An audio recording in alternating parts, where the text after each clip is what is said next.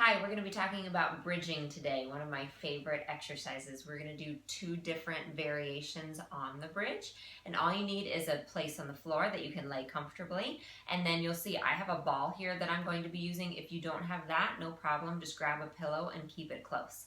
So let's get started. So you're going to be laying down on your back. You want your feet hip distance apart. Make sure your toes are facing forward. Make sure you're comfortable. Take an inhale.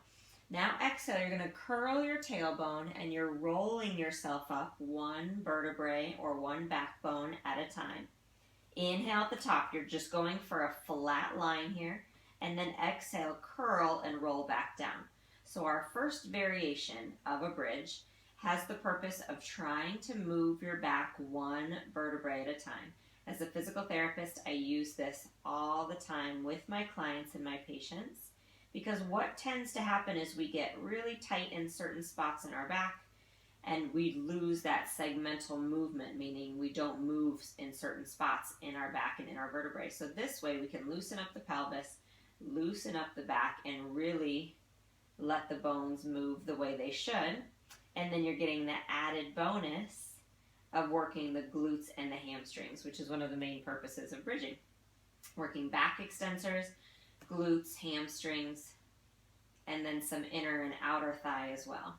So I want you, if you're doing this at home, I actually want you to do 10 to 20 of these slow if you can, because like I said, we're trying to re-educate the body how to roll and how to move.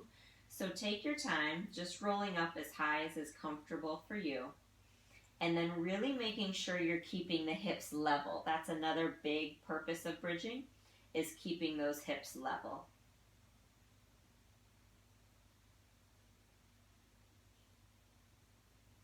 Okay, we're going to go ahead and go into our second variation of bridging, which is just coming up and down in a flat back.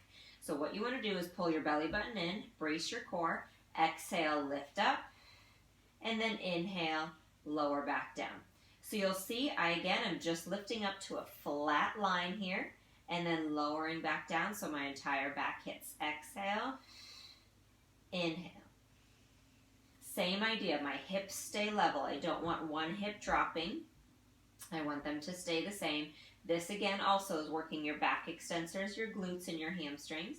It just has a little bit different purpose than the segmental mobility. I like them both. Nice job. Let's do one more, and then these as well, you would do 10 to 20. Okay, last variation is that ball I promised you.